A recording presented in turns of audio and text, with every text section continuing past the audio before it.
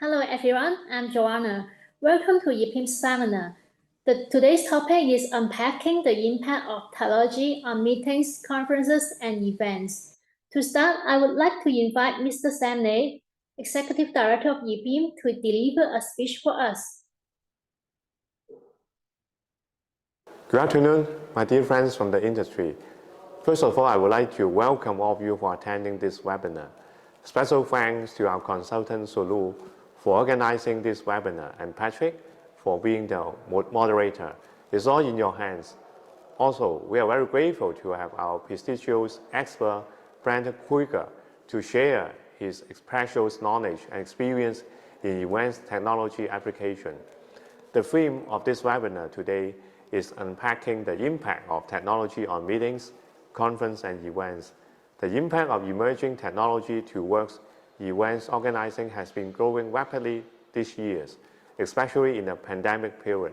For instance, hybrid meeting and virtual reality broke the distance and regional border, helping delegates across the border to participate in meetings and exhibitions simultaneously. After the pandemic, digitalization has become a critical factor for event organizers to design MICE destination.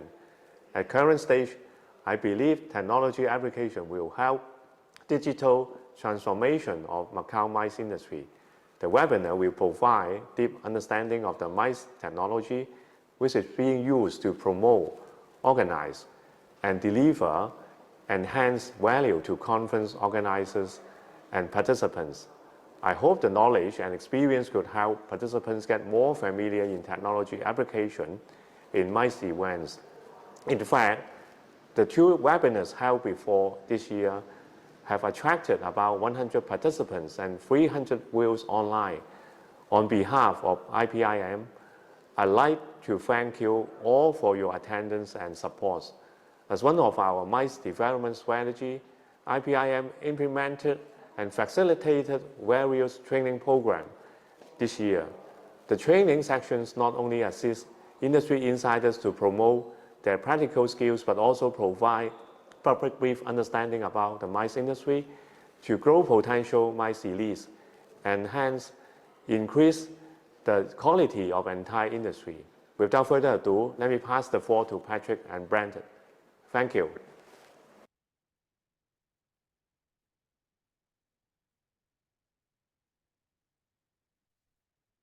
Good morning or good afternoon, wherever you are. And thank you for that warm welcome, Joanna and Sam, and indeed for hosting and guiding us in ensuring that Macau remains at the epicenter of meetings and events. So really appreciate everybody turning up this morning. As Sam said, this is part of a whole series of initiatives and strategies by IPIM, and we appreciate their support in ensuring that Macau has as its core the top excellence in all aspects of business events. Today's session is going to be on technology, and we have a title, Unpacking the Impact of Technology on Meetings and Events. And in this area, it's a whole new language with the metaverse, blockchain, AR, VR, so many new words out there, but what do they mean? And as is core to everything we do, we want to make sure, as Sam said, that we bring these realities into practice and we know what to do, where to do, and what tools to use and how technology can enable us, particularly in the explosion of the importance of technology after pandemic. So who's going to help guide us through this new reality and bring the words to light? I am really, really pleased to have as our keynote speaker and our guide this morning, a good friend and a recognized expert around the world, an author, presenter, and more and particularly a practitioner, because in the area of technology, I think we're often bamboozled and impressed by words, but people who understand those words and how to put them into practice, I can think of no better person than Brandt Krueger. So Brandt, thank you for joining us. And I think through the power of technology, you're joining us from, let me ask you to introduce yourself, your location, and even the time of day that you're greeting us from. I think it's a perfect example of where the technology has gone. I'm in Minneapolis, Minnesota in the United States, and it is just after 2 a.m. Here at the moment. And here we are talking across the globe, and it absolutely, I marvel at it every time. Fantastic. And Brandt, what do you do? What's your day job? Tell us a little bit about yourself before we get started.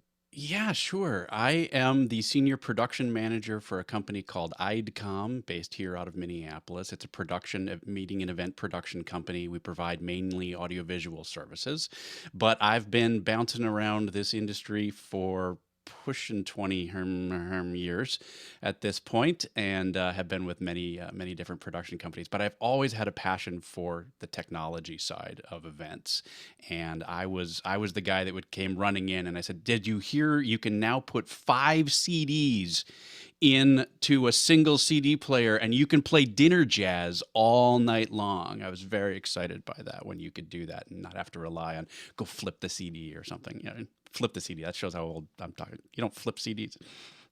So yeah, I've definitely always had passion for technology. I was fortunate enough to fall in with the crowd that was dealing with hybrid and online events a decade ago, as we started to play with these kinds of things. And so that's been a passion of mine as well, is figuring out how do we connect like this across the globe. Fantastic.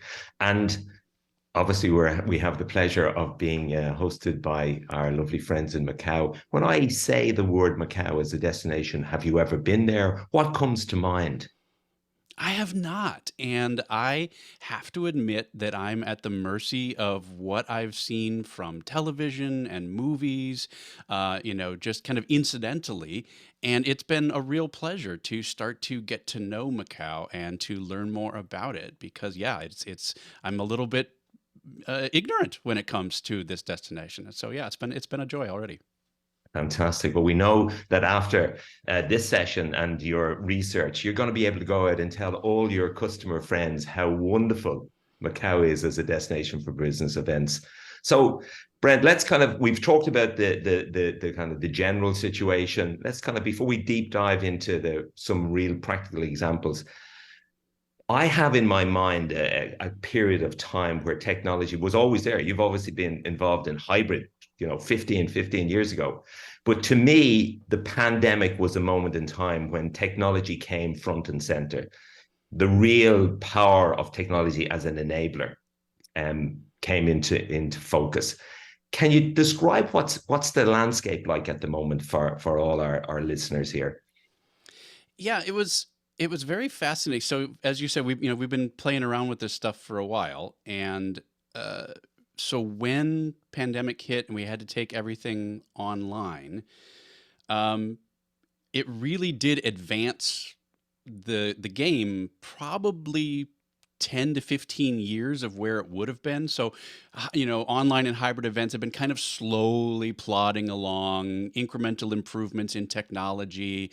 A lot of the basics of how we do them were the same, but it's gotten better. And then all of a sudden, because we had to, the technology just leapt ahead. I think where we are now probably would have been 20 years down the road if things had just progressed on their normal progression, as far as how the low latency across the globe, as far as being the clarity, sending HD 4K signals to each other virtually instantaneously. A lot of that has beefed up over the course of the last few years. And so kind of three main things have kind of come out of the pandemic. And that's the biggest one, is that we've really moved the ball down the field, as far as, or whatever metaphor you want to use, as far as how the technology works, where we're at with the current state of things.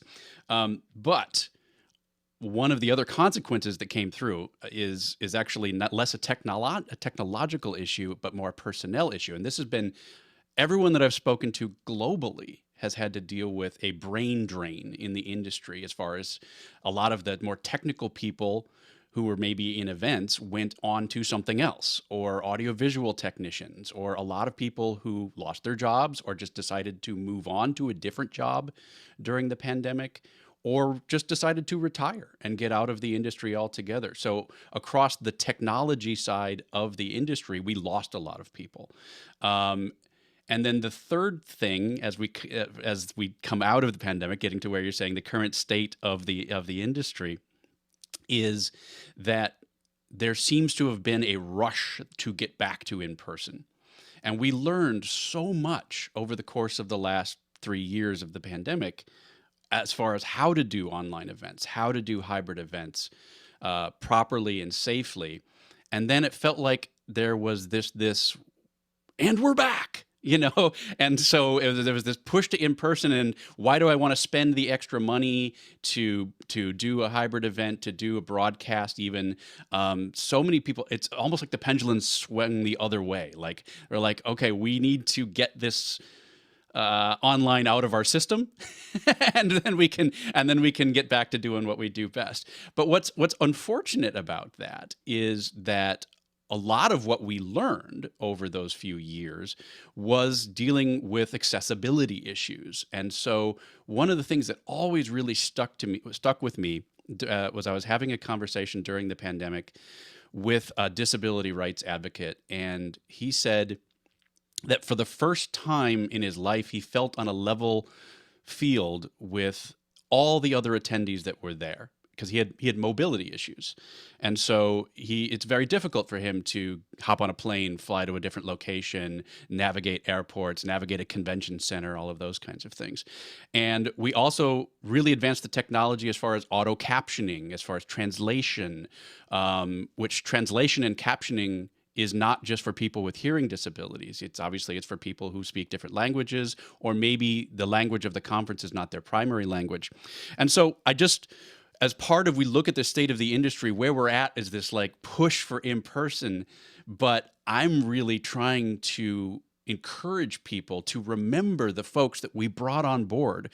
We said these folks, maybe with physical disabilities, we want you as part of our guests. We want you to be an attendee. But now it's kind of like, all right, but we're in person, so thanks for playing by. And so I just want to be very careful. So those are the three main impacts I see coming out of the pandemic, is that there's a lot of new people, and new can be great, but it also means sometimes we make mistakes, or maybe you used to be a video person, but now you're being pushed to do more audio because the audio person quit over the course of the time. These advancements in remote technology, and then this push to in-person, and then the residual effects of all of those things combined is an interesting, I'm not sure the right word for it. It's the expectations have changed from planners. And so because we did this for 3 years, almost, of everything being online, the expectation that this is easy has become filtered into people's kind of DNA. And so what we're seeing on the audiovisual side a lot these days is you roll in to do your fully in-person event that we were just talking about pushing toward, and then, a presenter got sick or missed their flight or something along those lines. Oh, well, let's just Zoom them, we'll just bring them in on Zoom, but with no kind of just an expectation that it can be done on a dime with in a professional environment. And it is very different to deal with doing this kind of thing in a professional environment where you're plugging in professional level cameras into Zooms and then pushing that out somewhere and those kinds of things. So that's kind of a funny side effect, I think, of all of this, is that even in this push to come back to in-person, there's this underlying, again, advancement of the technology to the point where this is just easy, right? We can just connect to people on the other side of the globe at any point in time when we want to. So that's kind of where I see a lot of this is at. And obviously we're going to get into some of the other technologies that have come along in a little bit. So I want to save a little tease on that. Hold on that one. So just for our viewers here on the webinar, I'm hearing post-pandemic, and I always love to start with what are our clients, what are the expectations, because I think if we can get inside the client's expectation, then we're able to serve them obviously appropriately.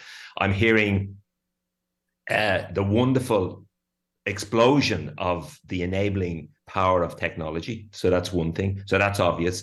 Coming along with that is an expectation that technology is in fact the panacea, the answer to everything. And probably that it comes with no costs or very little costs. So when we as deliverers of meetings and events, we need to make sure our customers, our clients understand that it has the power, technology, all of the processes and the platforms have the power to do this, but comes along with it, costs, time, etc. I'm also hearing, and because Macau has always been at the center of excellence in technology, always, in fairness, has always been at the cutting edge. So this is not new news. I also hear you saying that there's, in terms of talent, there's a compression on talent, the availability of talent. So the presence of people with the appropriate skills that are up to date, that's not necessarily there because we lost all of them. Okay, that's something else to explain to our clients. Very, very good. And then as I suppose, when you've had a lot of one thing, we swing completely and say, okay, we don't want to have, it's not that technology isn't appropriate anymore, but we need to make sure that technology enhances the engagement of the live event. It doesn't replace it. Is that a fair summation of what you said? That's absolutely fair enough. I'll just tack on one more thing real quick that I think a lot of folks, and again, we'll kind of come back to this in a little bit, but a lot of folks saw this as like the next thing. Everything's going to be online. Everything's going to be virtual. And I think from day one, I've really felt like there's going to be a larger slice of the pie for online and virtual, but it's never going to be more, but there will be more events, right? So the total number of events will be more, and then the slice of pie that is online and virtual will be bigger. But the majority of our events are still going to be in person. I've never felt like this technology was going to replace in person. It's just a way to augment it, supplement it, bring people in who can't make it, provide access to people. You know, it's a wonderfully enabling technology, but it was never going to replace in-person events. Okay, so keep that very much in our heads as we position our destinations. Yeah, as an event. And lovely and very important point, which quite frankly, I've completely forgotten about, is the accessibility. I mean, in terms of, I had in my mind, yes, I have a bigger audience. So technology does enable us to access a bigger audience. But within that cohort of the audience, there is a whole group of people who before, because of their location or maybe their let's say their accessibility challenges, are now available to us. So bigger audience, technology is going to get us a bigger audience. Fantastic. And we can bring those folks with us. Like, yes, let's get back to in person, but maybe still consider doing a broadcast, maybe still consider doing translation. I've worked with clients to basically do live subtitles, right? So you've got someone in the room who's doing closed captioning, and you're putting them on a secondary screen so that, again, people who maybe the language of the conference is not their primary language, or someone who just can't hear very well, can follow along just like we did online. You can bring a lot of this technology forward to bring that audience along with you rather than just saying, see ya. Okay, so I've lifted two words as well that we might use in our own promotions if we're in Macau: augment and supplement, not replace. Yep, okay, very, very good. Excellent. So I'm all excited. I love the next nice, shiny thing. And one of the phrases I hear all the time now is the advantage that technology brings is the ability to use and analyze data. Data is, you know, if content was the king, data is the new oil. Data is so important. But with data, or do you say data? Is it data or data? Depends on where you come from. I suppose. I had to think about that. I think I said data. I think. You say data. Okay, let's stick to data then. You know, it comes with it the responsibility of managing all of this information from a security point of view, and how do we utilize it? So can you tell us what's happening out there in terms of data use and security in particular? Well, it was fascinating to watch the online platforms kind of coming of age at the beginning of the pandemic for that very reason. If you remember back to those early days where people were talking about Zoom bombing, most of the time it wasn't any kind of data breach. It's just that they were, you know, planners not being experienced in this world were thrust into this world of technology, doing something that any person who knows technology would never do, which is to publish a public link on the internet that anybody could access. Yeah. And so there were literally folks who had bots crawling the internet looking for these live webinar links just for the kicks of being able to come in and mess them up and cause and say horrible things and do horrible things. But which was funny because I've been shouting about security in the event industry for a decade plus, and it was interesting to see people kind of shocked into, oh, we have to pay attention to security now. Literally shocked. I mean, almost, that by some of the things that would happen in these events. And so it's what then happened again is as we went online. So what used to happen as far as hackers and bad actors would go is when they discover a new password and username, they check it against all the banks. They check it against Microsoft.com, Google.com, all of those kinds of things. But what's happened after the pandemic and during the pandemic is that now Zoom's been added to that list. The Teams has been added to that list. All of the major, Cvent, all of the registration platforms. So the big name event technologies have been added to that list of we're going to check against those for similar reasons. They just want to get access to the data. They want to get, or maybe just even for the kicks of it. But so that's one, is that's been added to the list of things. So when they discover a new treasure trove, which brings me to, that's why you should use technology like a password manager. And so if you use a password manager, one, it'll change your life. So you're not constantly having to remember, I think I have 900 and some passwords in my password manager at this point. So number one, use a password manager because that's going to protect your registration platform. You're not going to, make the password monkey123 so that you can remember it. It's going to be more protected. It's going to have a randomized password.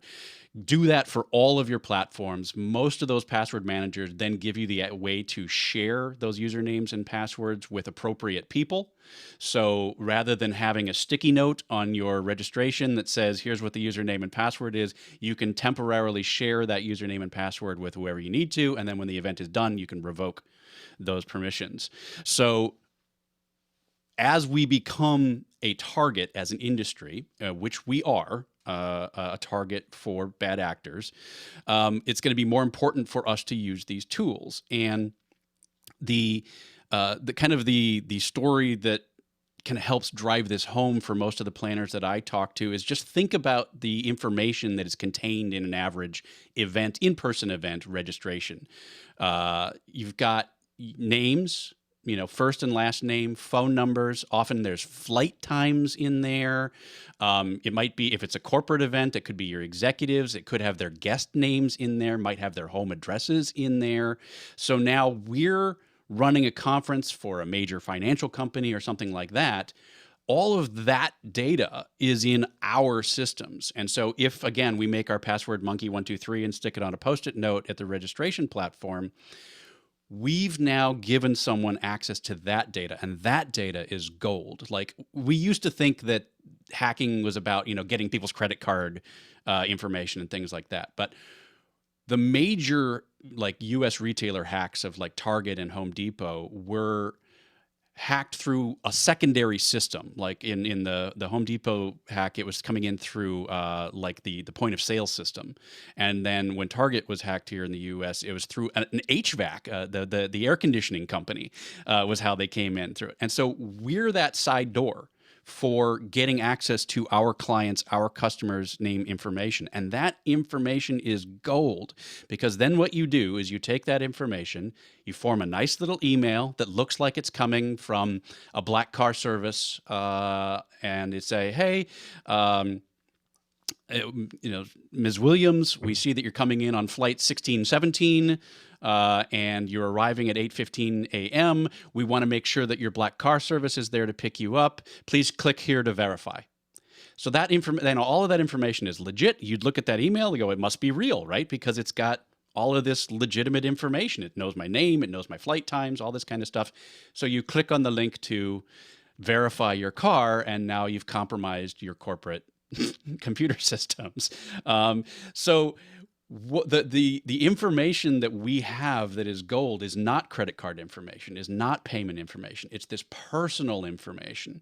And so that's kind of my new shouting from the rooftops for data security in our industry, is most planners don't realize the value of the information that we're sitting on. They just think of it as names and address and numbers and things like that. They're not thinking through how that would be used by a bad actor. So The good Can I news stop is, you there, as Brent, everyone- just Yeah, so go that ahead. I understand that what you're reminding us to take on board is, one, we are now a target.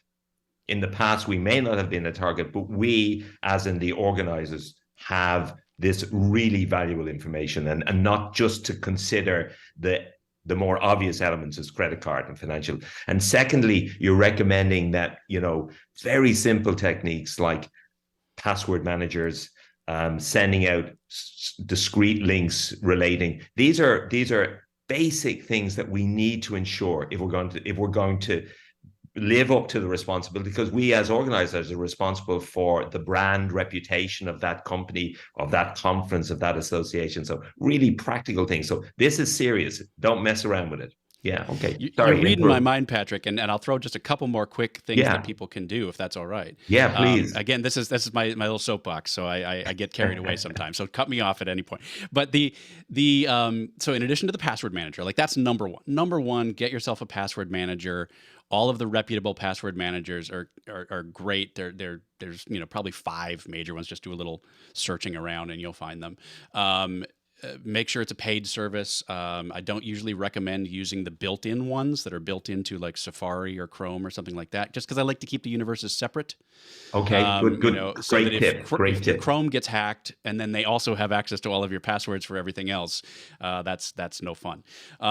So yeah, password manager will change your life. Highly recommended. The next kind of step up from that is using 2-factor authentication wherever possible. So either those little text codes, which is not super secure, but it's better than nothing, or actually using like the code generator apps where it'll say, hey, make sure you log in with this code, and then you check your watch and you go, okay, it's 763-261, type it in, and you're in. Just getting that extra bit of knowledge that, okay, even if they got my password, they still wouldn't be able to get in. So a lot of the major I said most, but it's actually just several of the major registration platforms will offer, and online platforms will offer 2-factor authentication. And then also, as we return to in-person events, bear in mind that our in-person events are also a vector of attack. And so then the third thing is just being really careful about data on site. Just being aware of what's in your PowerPoint presentations. What are you giving to the person backstage on a thumb drive? Where did that thumb drive come from? Just having a little bit of thinking through. Don't just pick up any random thumb drive that you find laying on the ground and make it go. There's attack vectors there as well. So just thinking through who needs access to this data on site. We talked about the registration platforms, using the password manager to grant access as needed and then revoke access when you're done. Finding out what your AV people's policy is as far as wiping laptops, not just deleting the presentation, but do these get wiped? Do they get erased? Those kinds of things. Recent example here in the U.S. where a major financial company had a bunch of vendors in the room, and contained within the thumb drive with the PowerPoints was a vendor's like financial docs, and that actually accidentally got sent to the screen. Because it was just included with all the rest of the stuff. And he thought, the person who was running it thought he heard them ask for that file, opened it up, showed it, and it was showing like deeply confidential financial information from those vendors, including profit margins and things like that. So really being careful with our in-person events as well, as far as who has access to that data, can go a long way. Oh, what great examples of very simple mistakes and lack of attention to detail. So I'm hearing, and from a supplier point of view, this helps to position your service. I'm just thinking about our friends in Macau, the benefit for them, if they can show that they understand the importance of their customers' data and how they're protecting it already, with training of the AV team, of the audiovisual team, of the technology support team, of how our protocol should be set up and what those protocols mean. Very good. So we probably should be establishing these protocols as companies and making sure then they're adhered to and implemented on, because as you said, very simple things. How many times have I done it myself? I've used a very thumb drive. Here's my presentation, and then I have some other material on that. And we do not want to ruin brand reputation. That's very, very serious. Yeah. Oh, excellent ideas. Brandt, I know you're not promoting any particular product or service. But did I pick up you're saying, there's some great inbuilt security protocols within some of the big name brands, but you would recommend a paid service When in it comes addition. to password Yeah. managers, if anybody's using a VPN, and honestly, I said this a lot even during the pandemic with online platforms. If it's free, you have to ask how they make money. And if you're not sure how they make money off you. And And so that's almost always the case, that if it's a free service, they're making money off of that data somehow. Whether it's aggregated, even if it's anonymized, just know that almost any free platform of any kind, there's a reason that it's free. They're trying to, they're looking to sell the data in one way or another. So that's why I usually throw that in. Is there are a lot of free password managers. There are free VPNs, and especially with things like VPNs and password managers, that makes me really nervous. okay. That not having that not knowing how they make their money makes me nervous. Sure. Very, very good. So from your experience of working with different companies, do existing, we've manuals for everything. We've protocols for everything in our business. We are very detailed. That's the nature of the planner. But I don't often see protocols on security and data. Would you recommend that's something that every company should, every supplier should have, and clear policy, just as we're being asked on sustainability at the moment? What are our policies? What are our actions on the ground? Would you recommend the creation of such a manual?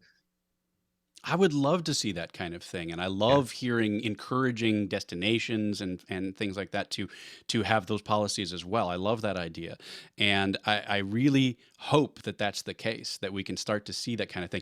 It is a balance, though, because I have seen, especially corporate customers, sometimes go Okay. too far on the Okay. security side, where it's nearly impossible to get that PowerPoint off the flash drive because it's got a code on it, and or Right. they're not allowed to transfer files. So it is a balance between convenience and security, and so finding Okay. ways to keep that data safe without giving away the farm. Okay, makes sense. Different And metaphor. now that we've got the data, analyzing that data, who's attending what session, how do we repurpose webinars so that we can use them for promotions after the event goes live? Any suggestions on getting some real benefit from having all of this big data available to us? Well, I'm going to tease again a little bit, because I Yeah. want to push off kind of the current state of how we can use some of these tools for a little bit later.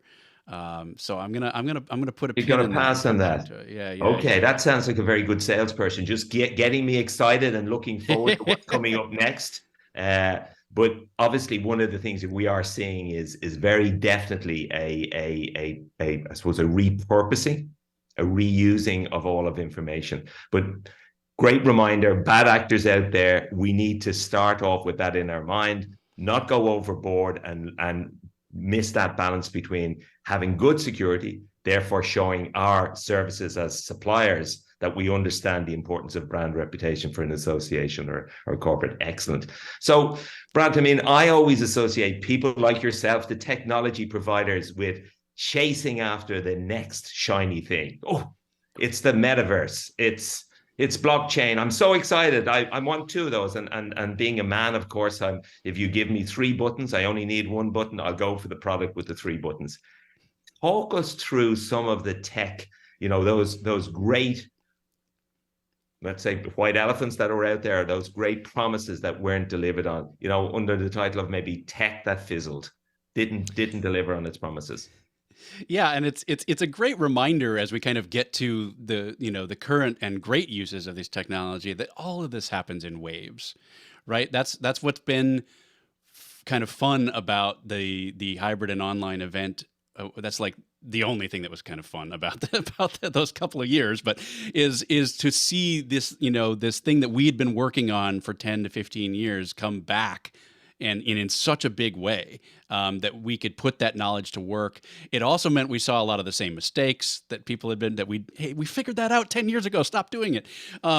But it's funny then as we approach where we're at with the technology now to see these cycles, because it wasn't that long ago, Patrick, that AI was the buzzword, right? It was probably 2021. No, it would be earlier than that, but it was because pre-pandemic. But the AI was the buzzword, and at that point in time we were talking about machine learning mostly. So people were calling it AI when actually it was machine learning. It was really looking at a bunch of data and then kind of sorting and filtering it and figuring things out. So it was great for online technology. It was great for starting to do sentiment analysis with audiences. It was great to start to use a lot of that stuff, but it was mislabeled as AI. And so all of the event technology platforms at the time, from again, probably 5 years ago at this point, it was AI, AI, AI, AI, AI. And to the point where my buddy Will Kern and I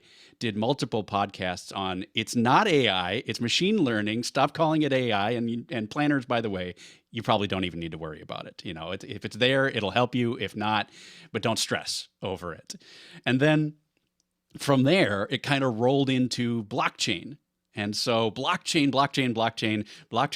it's all you heard about for a couple of years there was blockchain and how blockchain was going to change everything. And so then again, like all the marketing materials in the event technology was talking about our blockchain-based registration system. It was blockchain. Even the original, like the digital coins, all of that part of the technology, you can already see like people have moved on from that. It's like they're kind of embarrassed. I lost a bunch of made a lot of people rich. Or well, okay, it made some people rich, but it made a lot of people also not rich. And so yeah, there was money to be made in blockchain and cryptocurrencies and things like that. But the underlying technology is still useful. So you're going to start to see a theme here, right? So there is use for blockchain technology in registration and things like that, being able to individually track and say, okay, this ticket belongs to that person, and if they transfer it, there's a record of it and all that kind of thing. So the ledger aspect of blockchain is very, very useful. But it wasn't the end all and be all. It wasn't this life-changing, industry-changing thing. And then we, deep in the pandemic, then it's metaverse. Also, by the way, metaverse.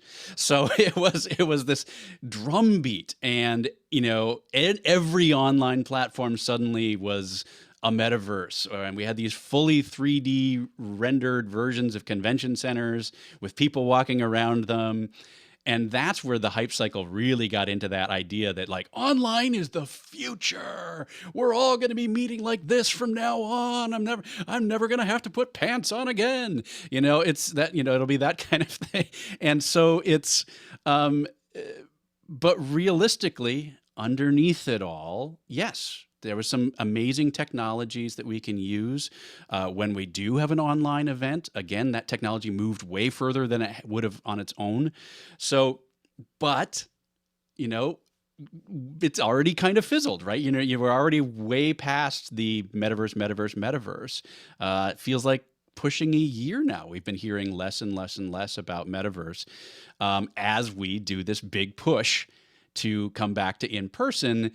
I just feel like, again, the pendulum has swung the other way, and we're like, I don't really want to sit there with a thing on my face for, 4 hours. You think about what we do for general sessions and plenaries and breakout sessions. Nothing's 15 minutes or 30 minutes. It's always an hour or at least. And so sitting there with this thing on your face, getting all hot and sweaty, it's just not a realistic scenario. But the underlying technologies are there. We have the ability. I'm hearing from you, Brandt, is, and you've used this phrase a number of times. So for us here on the ground, those of us who are looking at all of these words and saying, I need to have this technology. If I don't have this and make it available to my clients, I am not going to be successful. You're saying, hey, stop a moment. Look at the underlying technology. And that certainly has relevance. So metaverse is very definitely, I've seen it used a number of times in creating environments for teaching for doctors, and how you can create a customer path and show things that you could never tell. But to be proportionate for us, not to get so excited and get confused with what's coming next. Okay, actually, I heard a great definition for metaverse is everything you hate about the internet strapped to your head. So maybe that's what I have in my mind when I think of metaverse. But certainly all of these things have uses, but certainly from the supplier on the ground, which a lot of our viewers here. And by the way, just if there's anybody out there that has a question, I know Brandt is very open to questions, so please do use the chat facility to send that question in, and we'll try and make sure it's answered. So look at the underlying technology. Don't get blinded by the magic. And look for practicalities. Okay, very, very, very definitely. So, I mean, that's a very nice segue to say, okay, these are the things that haven't gone away, like hybrid hasn't gone away, virtual hasn't gone away. They're just used in more proportion. Metaverse is still here. Blockchain, the underlying ledger element is very definitely there.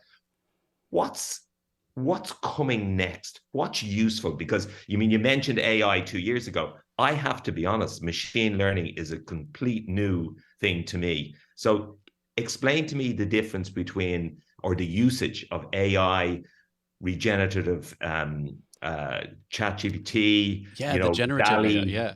How is that being used? What's coming next?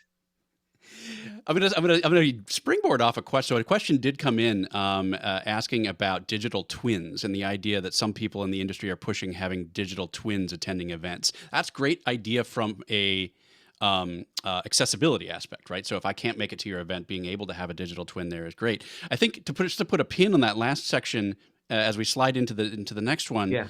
I think what's really important there is making sure that your decision making is not coming from a place of shiny and new, but that it's really springing from the goals and objectives. That all of those technologies we just talked about, as I said, have their place, they have their uses, but not for every event. And so really making sure that if you're going to go metaverse, that's what your audience wants, needs, that there's a reason for it, that it springs from the goals and objectives of the event, rather than it's the shiny new buzzword. Same with AI, same with blockchain, that if those technologies can serve your event, can serve you, can serve your attendees, can serve your venue, can serve your location, that's great. But don't ever feel pressured to do it just because of the hype train coming through. Always be serving the goals and objectives of the events. And that slides into what's new and exciting in the world and generative AI. Brandt, can I stop you there? Because you answered the question, which I'm not even understood what the question was. So just repeat that for maybe some of the rest of us out there. What's a digital twin? I read that as being you've got someone who's a digital representative there at the event, either online. Okay. Or, yeah. So there's a few different ways. If it's an online thing, then you've got your little avatar person. But then there's also been movement with these little digital robots or things like that. I saw one that was a balloon that had a camera on it, and so they thought it would be more friendly and more like, hey, there's Bob, and so Bob's face would be on the balloon, and very, very cool technology. But again, only if it's right for your event. Great. So hopefully who sent in that question got that answer. Yeah, and if I got that wrong, anonymous attendee, I apologize. Yeah, really good reminder. And it's the DNA of good planning. What is it intent? What is the intention? What is the goal of the meeting? And we overlay that on all technology and see if it enables, enhances, or in fact restricts. Yeah, doesn't help to our grade. Okay, I interrupt you in mid-flow. Apologies. That's all right. Go ahead there and tell us what's coming, what's going to change over the next few years. And particularly if you could talk about AI, because I think it's certainly one that's coming up. And I'd like to give a shout out to our friends in PCMA, who I know have an AI tool now called Spark that they're making available to their members. Yeah, good on them. I'm really happy to see industry organizations taking a lead on this. So again, we're not being driven by the marketing, by the hype cycle, that we're being driven by, hey, let's find real practical uses for this stuff. And that's what I've been preaching when it comes to this new incarnation of AI, which is different than the old incarnation of AI. Because as I said, the previous hype cycle with AI was machine learning. This is the generative AI kind of revolution, which is also kind of misnamed. Like most people would say, it's not AI, or the people that are in the AI world will say it's not AI, but we've latched onto that as a marketing term again, and so we're stuck with it. That's the way it's going to be for at least the next year or so. Is AI, just like we were a few years ago. So this most current incarnation of it, this generative AI, is a lot of fun. So I highly encourage people to, hype cycle or not, just go play with it. Go play with ChatGPT, go play with Bard, go play with whatever, GPT version you've got available to you. Play around with it. And the image generative AI is amazing. It's so much fun. I frequently have a Midjourney. Midjourney is one of these generative image AI generators. I just have that tab open in my browser at all times because something weird and wonderful will come into my head and I'll just quick type it in and it'll draw this image for me that has never been drawn before in all of human history. And that's fascinating and fun to me.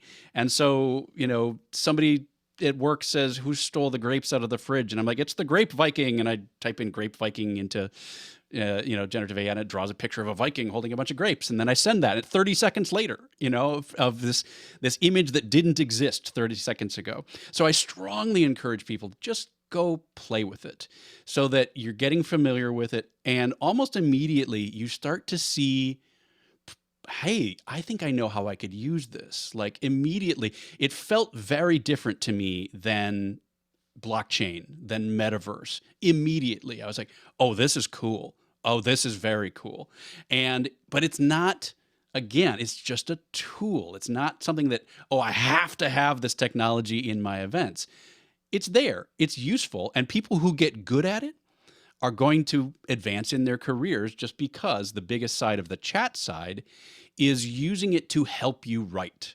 I hate writing those learning objectives that we get for these webinars, right? Those 3 learning objectives. I hate writing those. And so I wrote my description of one of my talks and then put it into ChatGPT and said, write 3 learning objectives for this, not this webinar, but for this, webinar that I typed up. And it went bang, bang, bang. And and I had to edit a word here or a word there, but it's very, very good at summarizing. It's very, very good at the transcription services have gotten better. And that's where the real value, I think, of these things is going to be, is this kind of like using it as a tool to make us better. We're not using it to replace us as writers. We're using it to make us better writers. And the mistake that then comes with the generative, specifically the text-based generative AI, is believing that it knows anything. We're very humans. We love to anthropomorphize things. We love to make it feel like a human is talking back to it. You've got people saying, "Oh, ChatGPT is in love with me because it said X, Y, and Z." Don't believe that part of the hype cycle. Keep in mind that the best description I've heard of it is that the chat things are spicy autocorrect. I don't know if you've ever played the autocorrect game where like you just start typing something on your phone and then you hit next, just to see what it comes up with. Kids have been playing that for a while. But that's basically what it is. It's spicy autocorrect. All it is doing is saying, what is the next most likely word to come in this context? It doesn't know anything. Practical uses, right? One, use it. You're writing for promotion for an event, and you have to write program content or maybe learning outcomes. Absolutely, very, very useful. And what other ways have you seen it? Have you used it, say, for example, in set design? I've heard some people are using set design to create those images, which we would normally have done through CAD drawings, but a lot longer. Any other practical examples of the use? Yeah, and that's actually the image version of the chat uses, right? So if what the chat's really good at, it's not really a chat, right? With a text-based generative AI, what it's really good at is helping you overcome the blank page problem, right? So you're staring at a blank page and that cursor's blinking and you're like, I got to write a 1,200 word article on this by tomorrow. Ugh, brain hurts, and so it helps you. And so it's the same thing with image generation. It's just, it helps you get over that blank page of, I don't even know where to start with this kind of thing. And so that's where I really see a lot of value in this, is just helping you get rolling. So specific to that, what we've been playing around with at our company are AI generated stage sets. And so it's all text-based. Like, we're typing into the prompt, a hotel ballroom with these types of colors, geometric shapes, go. And it renders stage sets. And they're a little weird, they're a little funky, but it gets you over that blank page of like, oh, that's a cool idea. And then you start to actually get practical about it. And where that can really save you time and money is that you're not spending hours coming up with a new design that nobody's ever seen before. You can use this to say, go to your client then and say, what do you think about this? Like, understanding this is not real, but what do you think of it? What do you think about the colors? What do you think about the shapes? What do you think about the overall, maybe it's got kind of a trapezoidal design in the background. How does that make you feel? And then now you've got a place to start. You're not starting from a blank page. You're starting from a place of, now we know they like the honeycomb in the back. They like the trapezoid. They like the colors. They just want us to tweak this, that, and the other thing. And so there's a tremendous value in time savings and effort savings that can be achieved with those types of things. Excellent. So an initiator of ideas, a framework creator, which then you overlay your own, obviously, expertise and the specifics of that particular association, meeting, or company. Okay, brilliant. Great suggestions of how we can use AI pre, post, and during. And Patrick, if I can, I want to tell one more of the ways that we've been experimenting with this. Yeah. And this goes back to the text-based stuff. And so we had a meeting with a client, and it was one of these long 45-page RFPs that we dug through, and we made designs and all this kind of stuff. And they went and they had the pitch meeting, and the client loved it, and everything was great. And then afterward, just for fun, we took that 45-page RFP, ran it through one of these text-based things, and said, tell us what the top 3 questions are most likely to come from this client. And it nailed it. It was exactly the 3 questions that the actual client asked in the meetings. So it took the 45-page thing, distilled it, came up with 3 questions that would be the most important to that potential client. Now, we got lucky, but wouldn't that be an eye-opener if, I didn't think of that question? Or at least you're prepared for that question if it does come up then in the pitch meeting. And so that was really eye-opening for me when we discovered they were, they were worried about being able to do multiple events in multiple locations kind of thing. That wasn't explicitly asked anywhere in that document, but being able for it to analyze it, scan through that, and say, here's the top 3 things this client is concerned about. I mean, chef's kiss. That's amazing. Absolutely. So if I'm involved in preparing a bid document for a large conference or a more complicated corporate meeting where there seems to be a lot of needs on behalf of the client, using it as a distiller, an initiator of what might be a core point. Yeah, great suggestions of how. And the particular program that you're using for that, was there a particular program that you used? I'm pretty sure that was ChatGPT, the paid version, because the paid version you can input a lot more text data into it, if I remember right. So again, just to ask you as a practitioner, because that's why we want having you here is great. So we have the theory. Would you recommend, because they're relatively inexpensive to get the paid version of everything, is having played with the free version? So step number 1, all go out and play with the free version. Step number 2, think about investing, and I think they're relatively small amounts of money in the monthly subscription, because you're getting a much more comprehensive platform to use. Yeah. And then once you get the flavor of that, there's starting to be much more hyper-specific Okay. generative AIs that's like are specific to industries or specific to, again, you mentioned PCMA. They're playing with like, what can we do that makes this more specific to our Yeah. industry? Yeah, And I've seen so, one on the contracts in particular, which I thought was right, very yeah, specific yeah. to our So industry. it's a nice entry ramp, right? As far as a lot of times it's like technology entry ramps are 0 to 100 kilometers an hour, and it's one of those things where being able to play with it first, get a vibe for it. Oh, I see how this can be useful. Get the paid version. Oh, I see how this can be useful. Now start looking for like specific, what can I do to make this even better and more specific to my job and my industry? Brent, I know we're going to run out of time, so I'm just always conscious. Talk to me about hybrid and virtual and where that's going to fit into the near future. Yeah, there is it's frustrating to me as someone who's been part of that hybrid and online experience for so long that I think the pendulum's going to swing back a little bit. We're already starting to see that a little bit as far as we have a lot of people that can't make it or are expressing displeasure in the fact that it's gone back to fully in person. And a lot of people really liked being, like I said, being able to stay at home and decide what you're going to wear. And so it's going to swing back. And I'll kind of reiterate what I was saying before, that the piece of the pie is going to be bigger, that there's going to be more of them.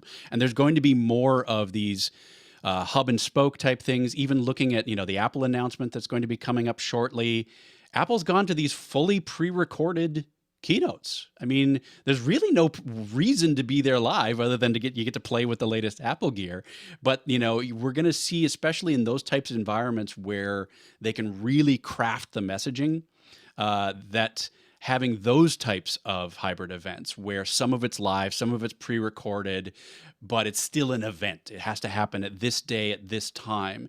And so I encourage people to continue to experiment with hybrid, continue to keep that as a tool in your arsenal, as a mixed metaphor there, of trying to, being able to have all of these tools available. But again, have it spring from the goals and objectives, have it spring from the needs and desires of your attendees. Quick one on engagements, because I'm reading this, and as a practitioner on the ground, I don't want more hybrid. I want more in person, because that's where we make our money on the ground. As a hotel, as a DMC, as a destination, we want people there. So I'm taking from your point that it's not going away, but it means that the experiences on the ground, to make the live even more special, we need to concentrate on making sure those experiences are worthwhile, the extra effort, because we're always going to have this option. Is that a fair? Man, we could spend another hour talking about that. I mean, I know we have to start wrapping things up here, but yeah, I mean, so 2 quick things. I'll try and make it real quick on those. Yeah. One, if you make it just part of your strategy, you have that big in-person event, but as you're going along, you can do like small online event, larger hybrid event, small online event, big annual event, right? So you can do both. It doesn't have to be either or. And then the other side of it, it's 3 a.m. and I lost the other half of that train of thought. No worries. In the last run of a few minutes, Brent, you've given me so many, and all of us, so many touch points. How do I keep up to date? Technology changes all of the time. So give us your top tips for how do I, as a practitioner in this business, make sure it's not my key business, not my key aspect of my business. What do you do? What do you read? What do you look at? What do you listen to stay up to date on technology? Your best advice. And I'll try and slide in answering a question while we do it, because there was another question that came in about meeting professionals interacting with the tech sector. And that's my answer, is that I actually follow general tech podcasts. I'm following the general technology trends and then trying to extrapolate, how can this help our industry? It's kind of like the 5-disc changer all over again, right? Like, I can see how this will help our events. And so, because the event industry tends to be slow in implementing changes, because you only get one shot at it and it has to be bulletproof. So we can't do a lot of experimentation.